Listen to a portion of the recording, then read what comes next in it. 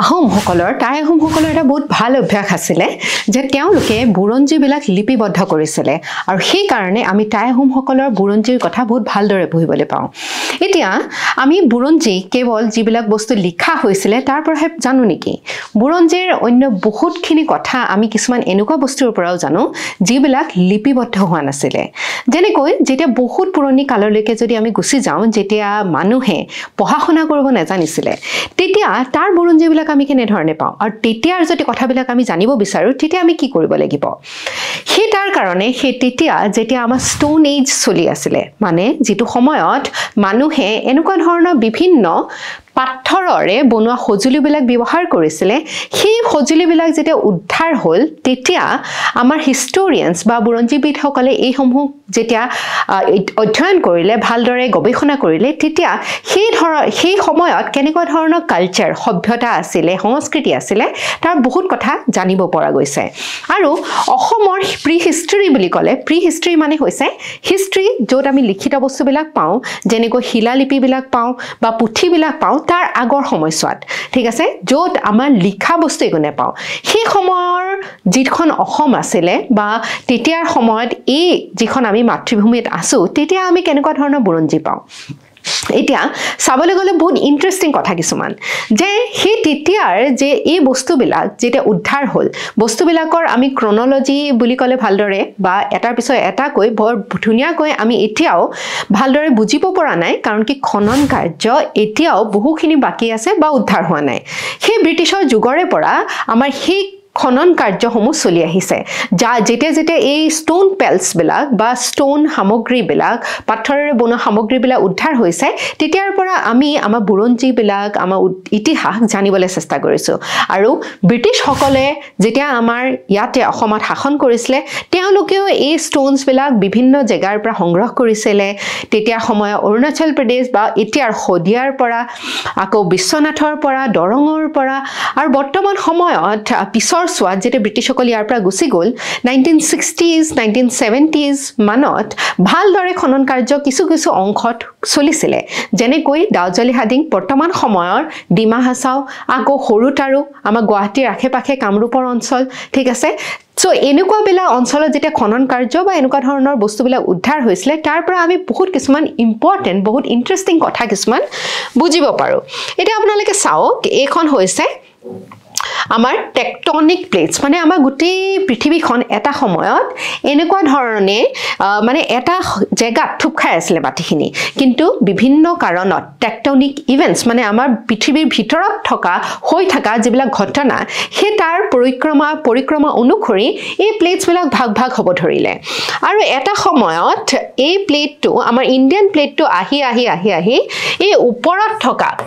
Eurasian প্লেটখনক খুন্দা মাৰিলে তাৰ পিছত কি হ'ল এই খুন্দা মৰা হেতুকে এই আগৰ সোৱা সময়ত এইখিনি এটা জেগা আছিলে এই পেনিনসুলাৰ প্লেটুৰে এটা পাৰ্ট আছিলে এটা অংশ আছিলে এই মেঘালয়ান প্লেটুটো এই মেঘালয়ান প্লেটুটো এই পেনিনসুলাৰ যদি পাৰ্ট আছিলে তেনেহলে আমি কিয় আজিৰ দিনত ইয়াক বিভক্ত ৰূপত দেখিবলৈ পাওঁ বা আঁতৰি অহা দেখিবলৈ পাওঁ তাৰ কাৰণ হৈছে অকনমান আগতে যে মই ক'লো যে টেকটনিক ইভেন্ট এটা সময়ত এই আমাৰ ইণ্ডিয়ান প্লেটখন আহি ইউৰেছিয়ান প্লেটত ইমান জোৰে খুন্দা মাৰিলে যে ইয়াত আমি হিমালয় পৰ্বত গঠন হোৱা দেখিবলৈ পালো আৰু এটা সময়ত এই প্লেটখনৰ এটা সোৱা এনেকৈ ডাউনৱাৰ্ড ৱাৰ্পিং হ'ল তাৰ মানে এটা ফালে এনেকৈ সোমাই গ'ল আৰু এইখিনিতে হৈ পৰিলে অকনমান অঞ্চল আৰু এই অঞ্চলটো কোৱা হয় মালদা গ্যাপ মালদা গ্যাপ এটো কাৰণে কোৱা হয় কাৰণ কি পশ্চিম বংগৰ এইখিনি অঞ্চলত আছে মালদা আমি যে খাওঁ ধুনিয়া মালদা আম সেই মালদা অঞ্চল আৰু এইফালে হৈছে গাৰো হিলস গাৰো পাহাৰ সো মালদা গাৰো গ্যাপ বুলিও কয় বা ৰাজমহল গাৰো গ্যাপ বুলিও কয় কাৰণ কি এইখিনি অঞ্চলত আমি দেখিবলৈ পাওঁ ৰাজমহল পাহাৰ ঠিক আছে এতিয়া এই যে এইখিনি জায়গা এনেকুৱাকৈ দ হৈ যোৱাৰ কাৰণে গংগা এফালে বৈ আহিলে এফালে ব্ৰহ্মপুত্ৰ এফালে বৈ আহিলে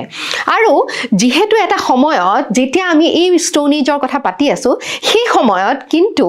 আমাৰ যেহেতু এই অঞ্চলখন বিচ্ছিন্ন হৈ পৰিছিলে মেইনল্যান্ড ইণ্ডিয়াৰ পৰা সেইকাৰণে আমি যিবিলাক টুলছ বিচাৰি পাওঁ এইখিনি সময়ত এছএল বৰুৱাটো সেইখিনি কথা লিখিছে আৰু আপোনালোকে যদি ইন্টাৰনেট সাৰ্চ কৰিব বিচাৰে তেনেহলে দিলীপ কুমাৰ মেধি ডাঙৰীয়াৰ এটা ধুনীয়া আৰ্টিকেল আছে আপোনালোকে ইন্টাৰনেটত সেই আৰ্টিকেলটো পঢ়িব পাৰে তাত এইটো কথা লিখা হৈছে